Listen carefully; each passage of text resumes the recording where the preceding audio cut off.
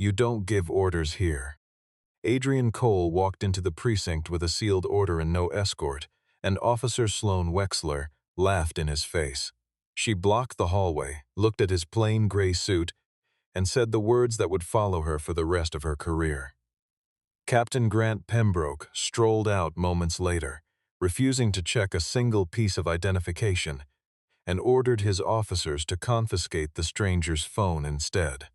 Nobody in that building knew who Adrian really was, or why a locksmith named Leon Tate had been sitting handcuffed to a bench for 8 hours with no charges filed against him. Then a phone rang at the front desk, and every officer in the room went quiet at once. Adrian had not come to file a complaint. He had come to end a captain's career before lunch. If you want to watch arrogance collapse in real time, stay until the end, because this story earns every second of it. The message arrived at 5:40 in the morning. 3 words stitched together in a language only 2 people in the city would recognize as a warning rather than a routine memo, and Adrian Cole read it twice before he swung his legs out of bed. The sender worked inside the 12th precinct and had agreed, months earlier, to flag anything that smelled like evidence being reorganized before anyone official arrived to look at it. Reorganized was the word the department liked to use. What it usually meant was that something inconvenient was about to disappear. Adrian had spent 11 years as a federal prosecutor chasing exactly that kind of disappearance, and he had learned that the difference between corruption and an honest mistake was almost always a matter of timing. He showered quickly, dressed in the same unremarkable suit he wore to every meeting that mattered, and checked the leather folder on his dresser one more time before he left the house. Inside that folder sat 4 things that would matter more than any badge pinned to his chest. There was his digital credential, a small card that linked to a city-wide verification system the department could check in under a minute if anyone bothered to try. There was the preservation order, freshly signed by the Public Safety Commission, instructing every precinct in the city to halt any transfer or destruction of evidence until further notice. There was his appointment letter, naming him Acting Deputy Commissioner for Professional Standards and Police Accountability, a title that had been approved at 6 o'clock that same morning and transmitted electronically to every precinct captain in the city. And there was an emergency authorization code, one that could summon the entire Inspector General's office to a single address within the hour if things went wrong. Adrian had barely spoken a word during breakfast that morning, turning the plan over in his mind while his coffee went cold on the counter beside him. He had built his career on the belief that institutions revealed their true character not in press conferences or polished reports, but in the small, unwitnessed moments when nobody thought their conduct would ever be scrutinized. His assistant, Serena Pike, had offered to send a city vehicle with 2 uniformed officers to accompany him, and Adrian had declined without hesitation. An escort would announce him before he ever stepped through the door, and a captain given advance warning was a captain who had time to prepare an explanation. Adrian did not want an explanation. He wanted to see how a precinct behaved when it believed no one of consequence was watching. That was the only way to learn the truth about a place like the 12th, where community complaints about missing property had piled up for 3 years without a single formal investigation. He drove himself, parked 2 blocks away out of habit, and walked the rest of the way in the gray light of early morning. The morning air outside carried the damp chill of a city not yet fully awake, and Adrian walked the 2 blocks with his collar turned up, going over the sequence of the morning in his mind the way he once rehearsed opening statements before a jury. He had learned early in his career that the first 90 seconds inside any building told him more than an hour of testimony ever could, because people revealed themselves honestly only in the moments before they realized someone was paying attention.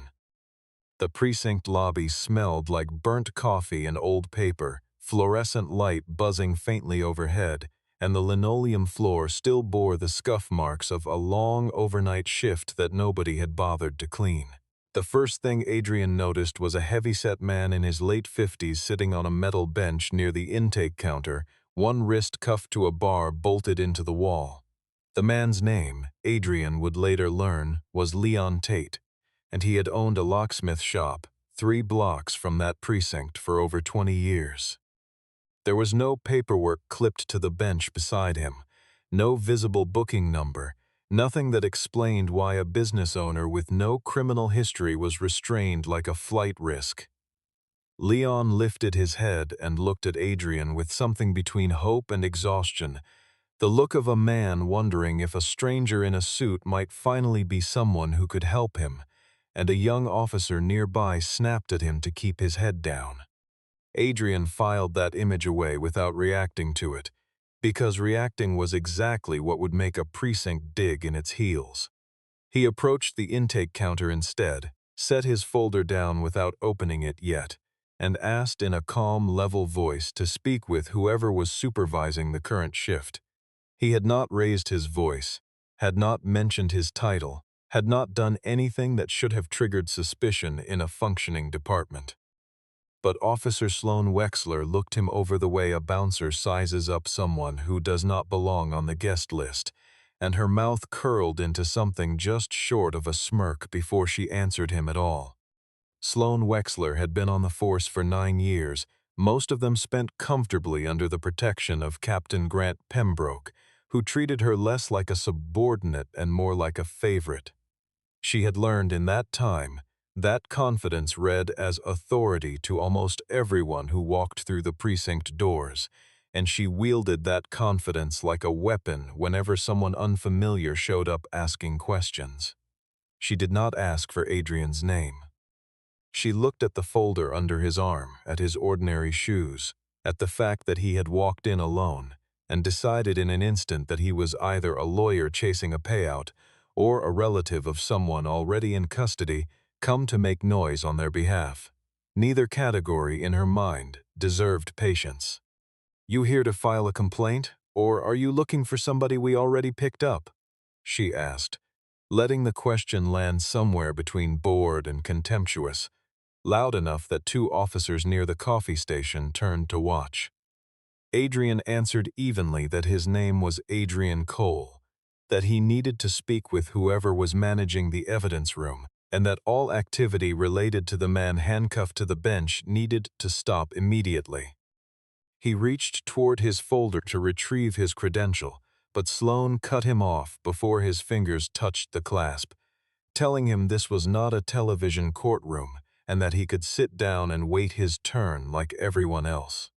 She raised her voice again, apparently for the benefit of her colleagues, mocking the formal cadence of his sentences as though a calm request for accountability were itself an act of aggression.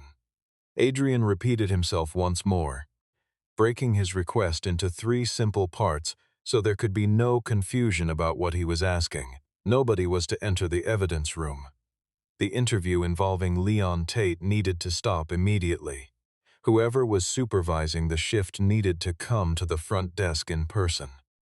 Sloan stepped out from behind the counter and planted herself directly in his path, close enough that he could smell her coffee, and told him the line that would echo through the department for weeks afterward, the 4 words that summed up everything wrong with how her precinct treated people it did not respect. "You don't give orders here," she said, putting particular weight on the last word, as if the building itself belonged to her, and people like Adrian existed only at its edges. 2 younger officers nearby laughed under their breath, neither of them bothering to check who this man actually was, both content to let Sloan handle a stranger the way she always handled strangers who annoyed her. Adrian asked, without a trace of anger in his voice, whether she would like to verify his identification before continuing. She told him that men who caused trouble in her precinct usually carried fake credentials and inflated titles, and that she had heard every version of that trick before.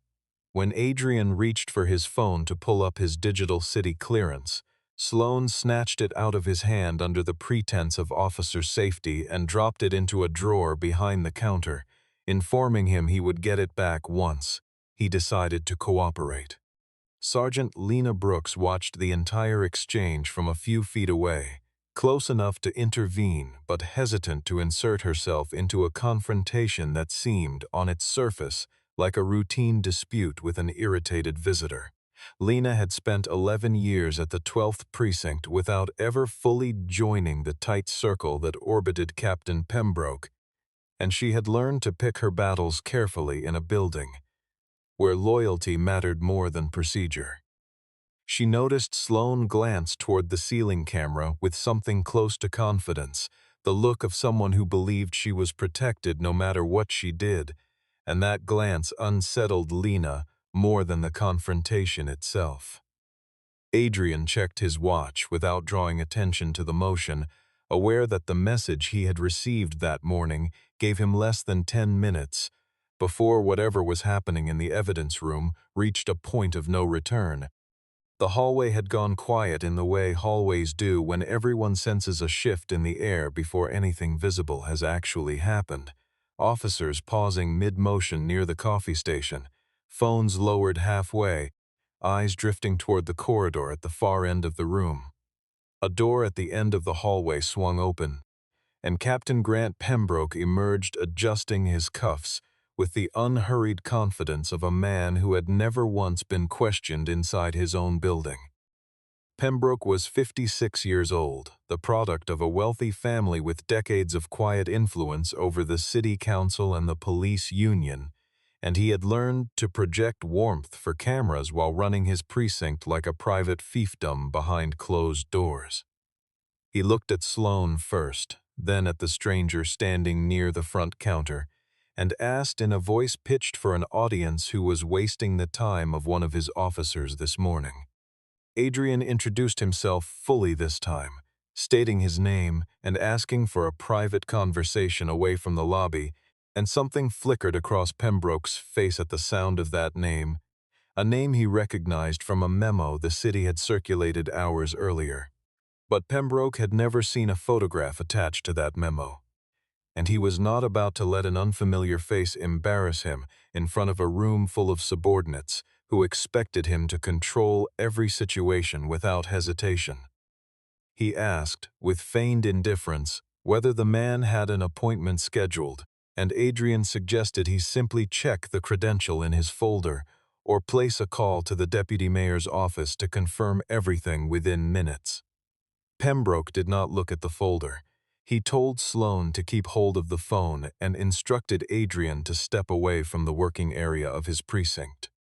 Adrian gestured toward Leon Tate and asked directly what legal basis justified holding him for so many hours without documentation, and Pembroke answered vaguely that the man was assisting with an ongoing matter, a phrase so deliberately hollow it could have meant anything or nothing at all.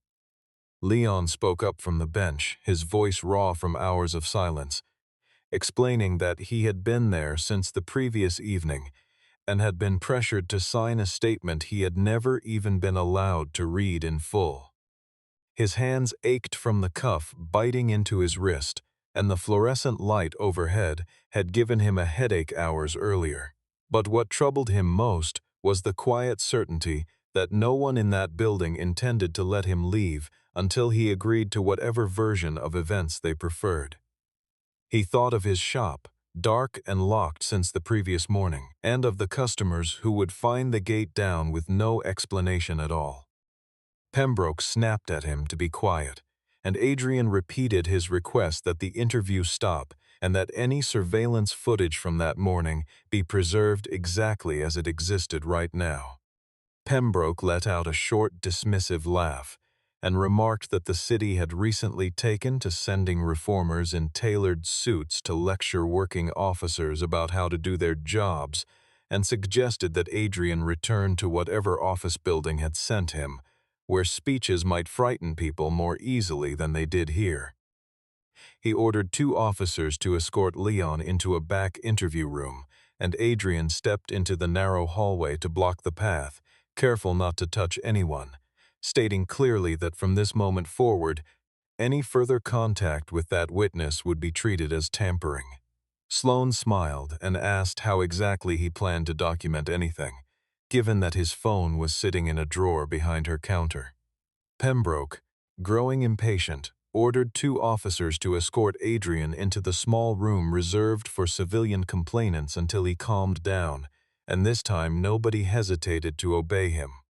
Before the door closed, Adrian looked directly at Pembroke and told him that he had just been given 3 separate opportunities to verify who he was speaking to, and that he had refused all 3.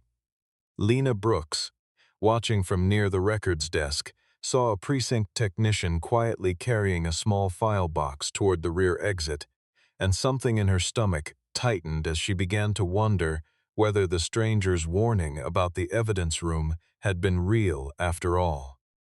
She had spent years telling herself that the small oddities she noticed around the building, a missing signature here, a resealed envelope there, added up to nothing more than the ordinary sloppiness of an overworked precinct.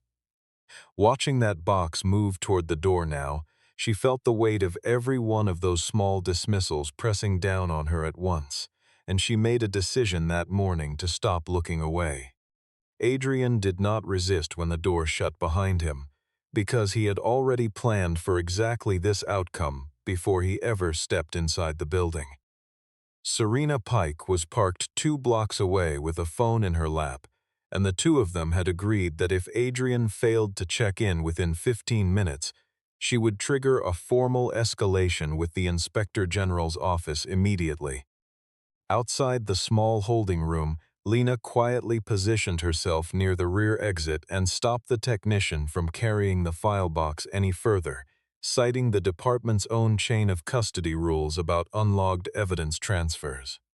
Pembroke told her to step aside, but Lena, calm and unwavering, reminded him that any transfer without a logged authorization would violate procedures he himself had signed off on years earlier. The clock above the intake counter read 8 minutes past the hour, and somewhere behind the reinforced door, Adrian sat listening to muffled voices in the hallway, counting the seconds against the window Serena had promised to honor. The desk phone rang at the front counter, sharp and insistent against the low murmur of the precinct, and Sloan answered it with the same bored tone she used for every call that morning, until the voice on the other end identified itself as the Chief of Staff for the Public Safety Commission. The caller asked, without preamble, to be connected immediately to Acting Deputy Commissioner Adrian Cole, and Sloane's expression shifted from irritation to something closer to alarm as she glanced toward the small room where they had just locked him inside. Pembroke grabbed the receiver from her hand, attempting to explain that there had been some confusion regarding an unannounced visitor's identity, but the voice on the line was not interested in explanations. The caller informed Pembroke that Adrian Cole had been lawfully appointed at 6 o'clock that morning, that the 12th Precinct had received official electronic notice of the appointment hours earlier, and that a preservation order covering all evidence in the building had taken effect the moment Adrian walked through the front door. Lena, standing nearby, pulled up the precinct's internal messaging system on a nearby terminal and discovered that Pembroke had opened that very notice at 5:58 that morning, nearly 2 hours before Adrian ever arrived. Adrian was released from the small room and walked back into the hallway where Sloan silently handed over his phone, all traces of her earlier smugness gone from her face. He opened the folder calmly, set the signed order bearing the city seal on the front counter, and pulled up his digital credential for anyone who still wished to check it. He did not raise his voice or reach for insults, choosing instead to read aloud, one by one, the specific actions that had taken place that morning inside a supposedly professional building. He named the refusal to verify a duly authorized official. He named the confiscation of a city employee's communication device. He named the continued pressure applied to a witness after a preservation order had already taken effect.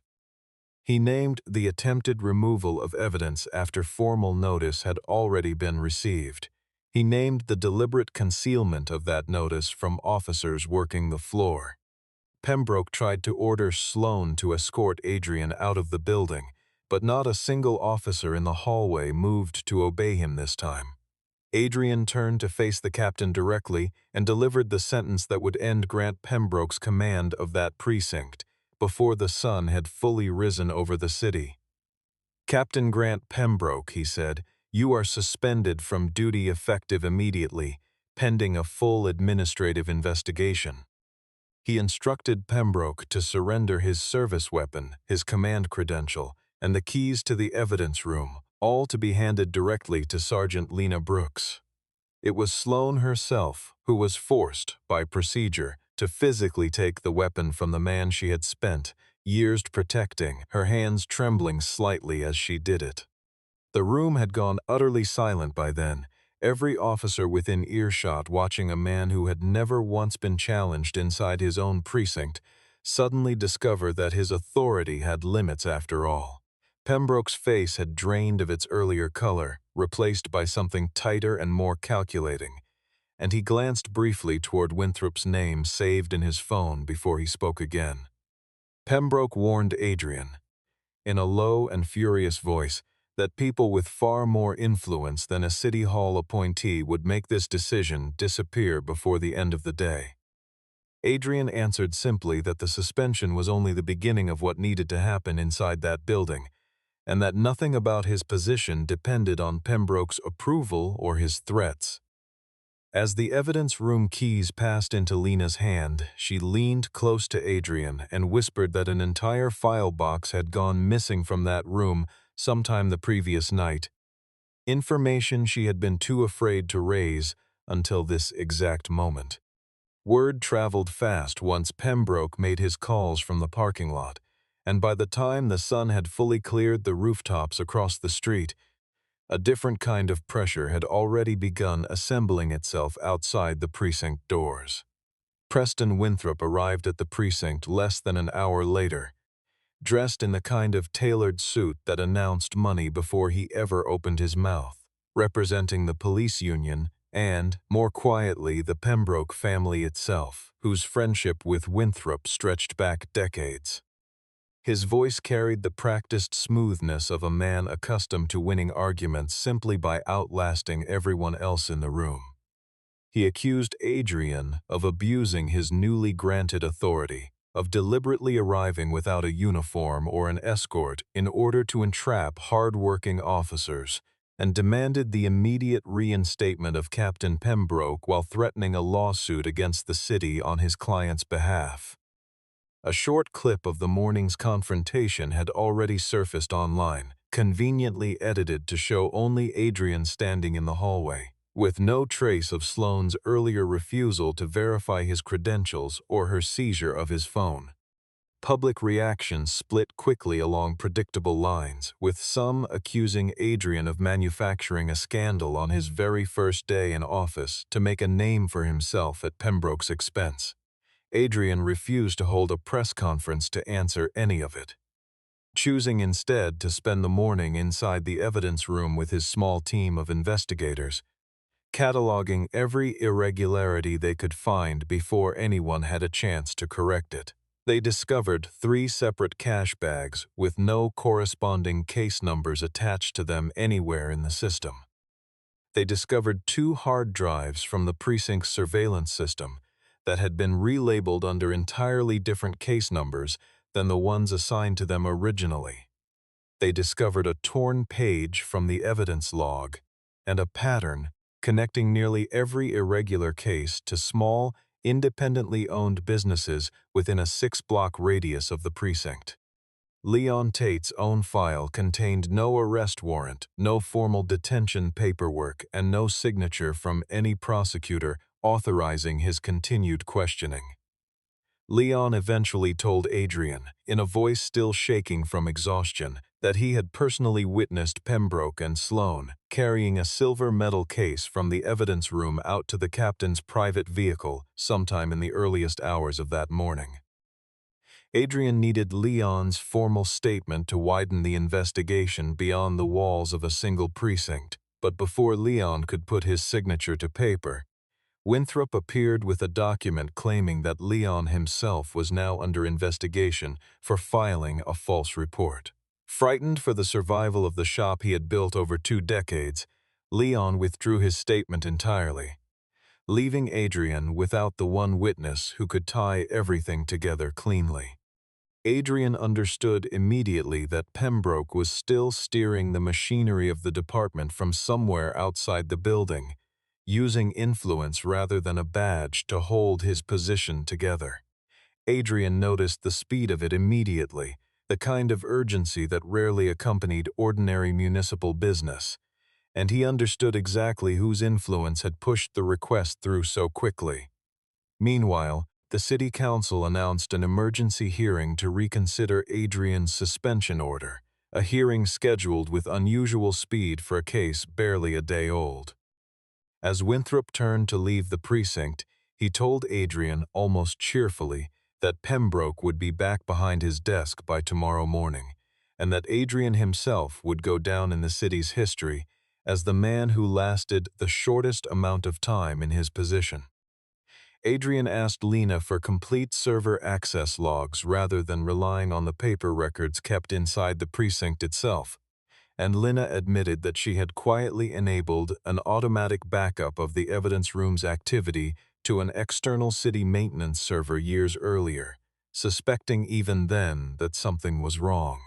Those backup logs showed that Sloane's credentials had accessed the evidence room at exactly 2:17 in the morning, and that Pembroke's own command badge had opened the rear parking gate barely a minute later.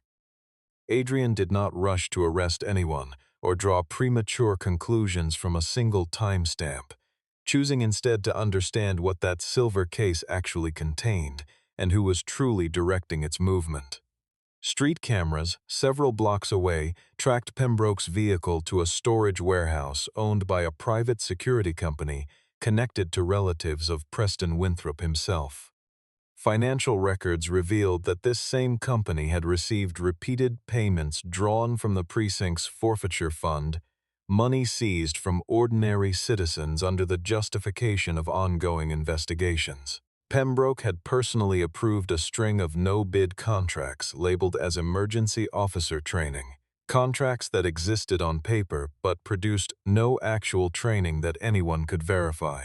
Money and property confiscated from small local businesses had quietly become the operating budget of a company controlled by people close to Pembroke's own attorney. Reading through the stack of dismissed complaints late into the evening, Adrian recognized a pattern he had seen before in other cities, where the people least equipped to fight back were always the ones chosen first. Adrian discovered that many of these business owners had filed complaints over the years, every single one of them stamped as unsubstantiated by Pembroke's own office before ever reaching an outside reviewer.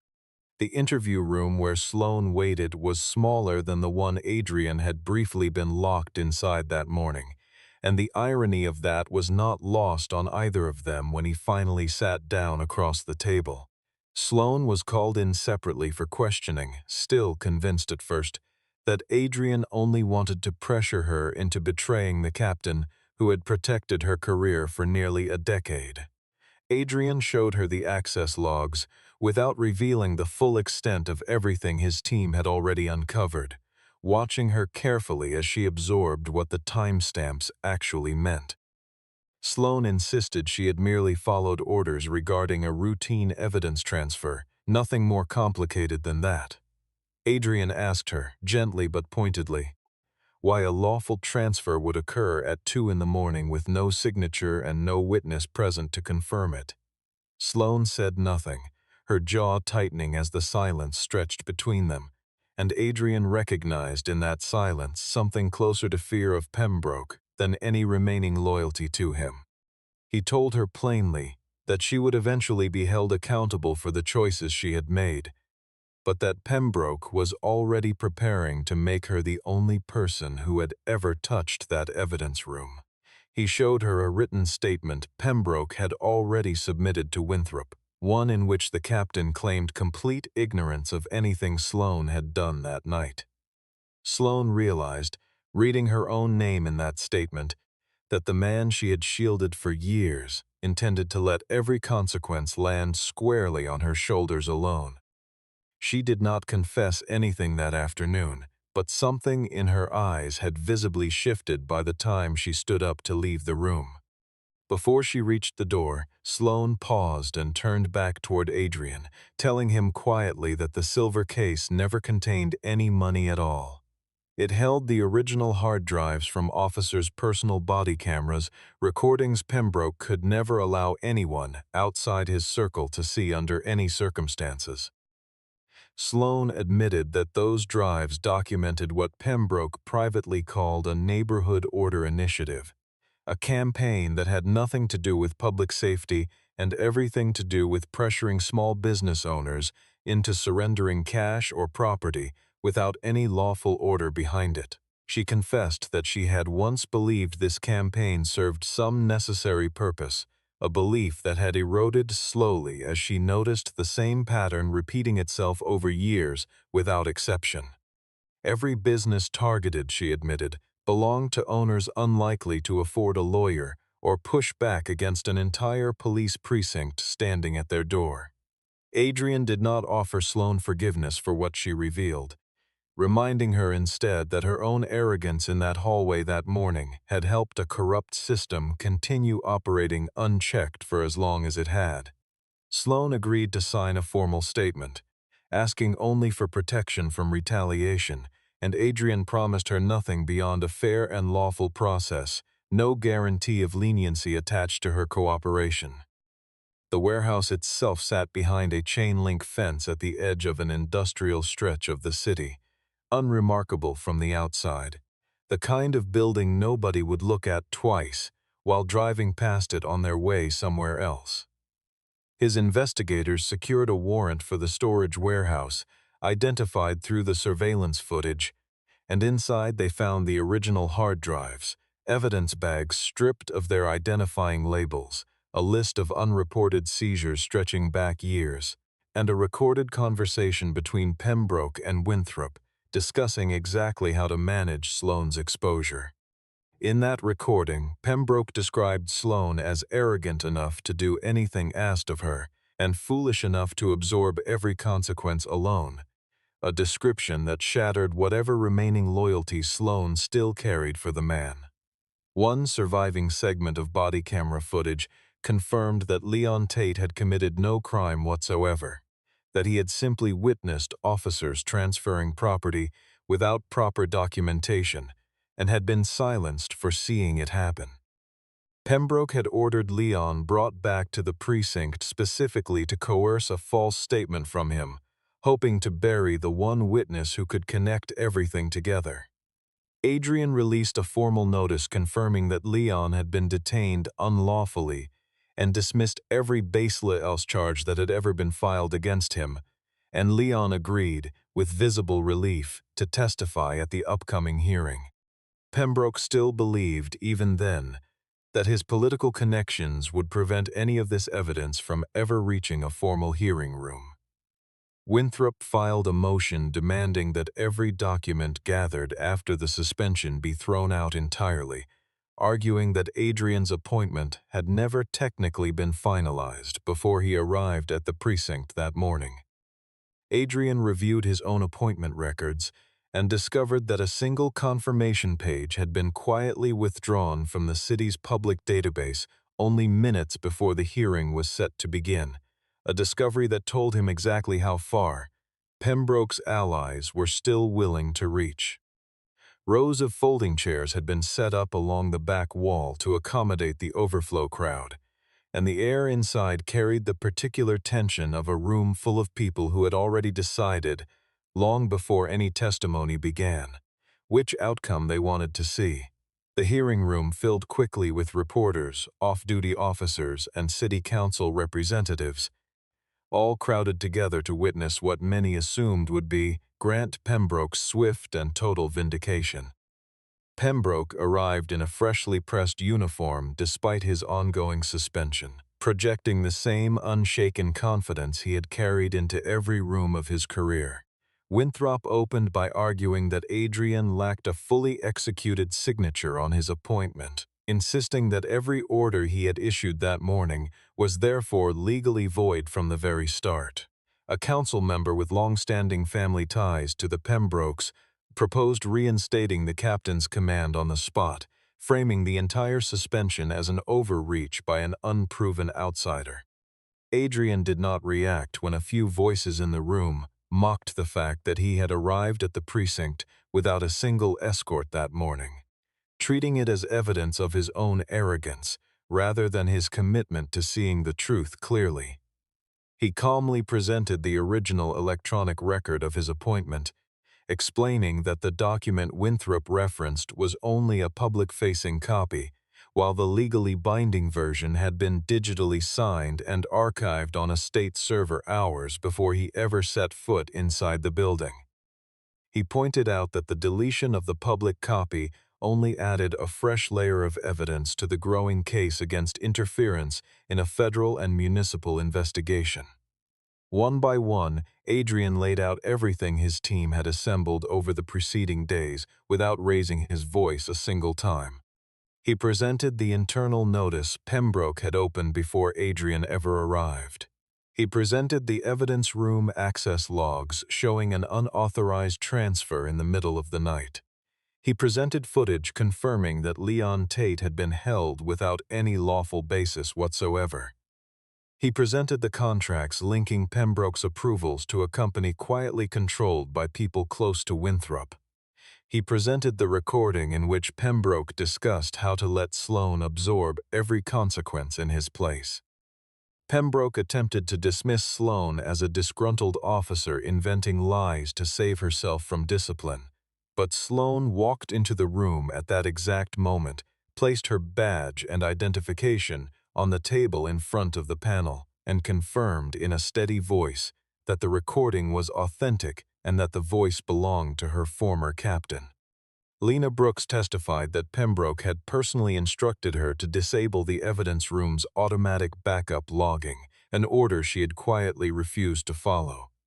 Leon described in careful detail exactly how he had been threatened with the loss of his shop unless he signed a statement containing information he knew to be false. Adrian did not deliver a lengthy closing statement to the panel.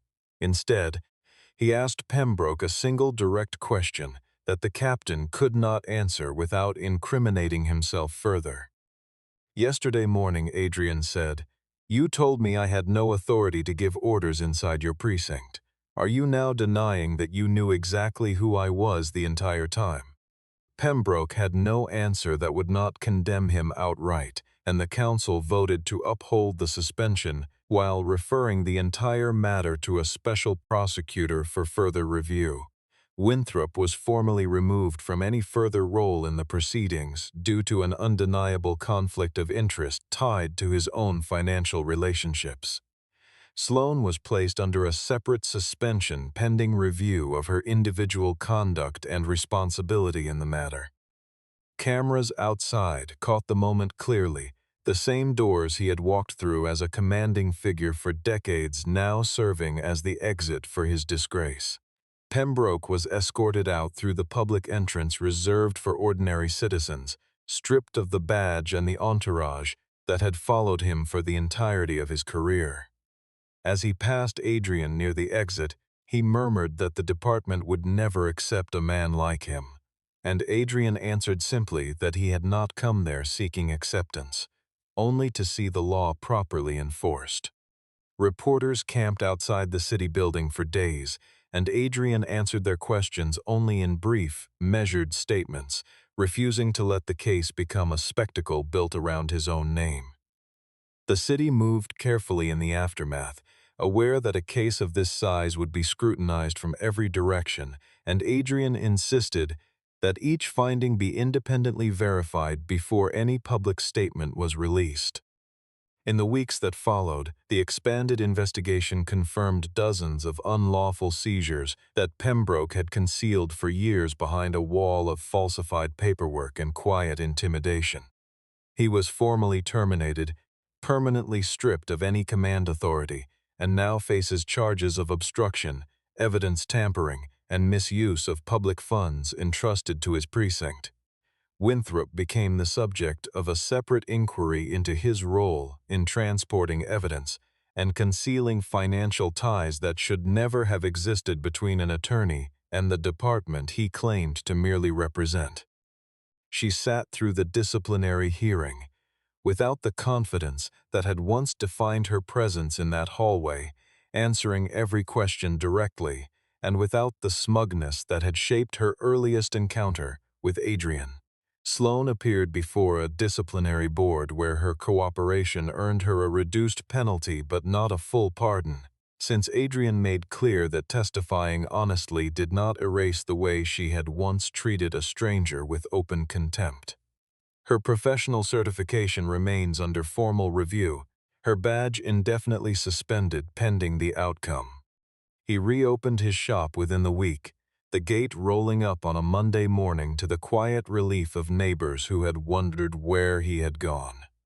Leon Tate received a formal public apology from the city along with compensation for the many hours he had spent unlawfully detained inside that precinct. Every piece of property seized without proper documentation was eventually returned to its rightful owners, a slow process that nonetheless restored something more than money to people who had been dismissed for years. She accepted the position with visible reluctance, at first aware of how much work remained to rebuild trust inside a building that had operated for years under quiet corruption. Lena Brooks was appointed acting captain of the 12th Precinct, though Adrian insisted that every future candidate for permanent command undergo independent review rather than simple internal promotion. Adrian spent considerable time drafting these reforms himself, aware that punishing a single captain meant little if the same conditions remained in place to produce another one eventually. New procedures were introduced across every precinct in the city as a direct result of what had happened that morning. Every official credential now had to be verified before it could be dismissed. No one could be detained without a documented and reviewable basis.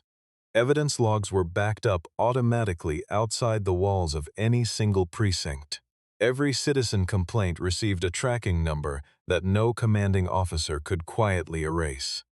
The precinct looked almost the same as it had on that first morning, the same scuffed floor and buzzing fluorescent light, though something in the way people moved through it had changed in ways that were hard to name but impossible to miss. In a quiet scene weeks later, Adrian returned to the same hallway where Sloane had once blocked his path and mocked his title in front of an entire room of officers. The building fell silent as he walked through it, though he asked nothing of anyone, expecting no salute and demanding no special deference from the people around him. The man at the counter looked nervous, shifting his weight from one foot to the other, the same posture Leon had carried on that first morning weeks earlier. He stopped near the front counter, where an ordinary man was attempting to file a complaint about a matter that had nothing to do with him personally. The officer on duty pulled out a chair, confirmed the man's name, and began recording his statement exactly the way procedure required, without hesitation and without condescension. Adrian said nothing to anyone in that moment. He simply continued walking toward the evidence room, satisfied by the smallest and most ordinary sign that something in that building had finally changed for good. He thought of Leon's shop reopening, of Lena stepping into a role she had earned rather than inherited, of a system slowly learning to treat ordinary people as though their dignity mattered. Adrian Cole had never needed a raised voice, a polished badge, or a line of officers trailing behind him to prove that his authority was real. What he needed, and what he ultimately built, was a system that treated an ordinary person walking through the front doors with the same seriousness it once reserved only for those it feared. Real power, he had come to understand long before that morning, was never about commanding a room into silence through intimidation. It was about forcing an entire institution to finally treat the people who had no power at all with the basic decency they had always deserved.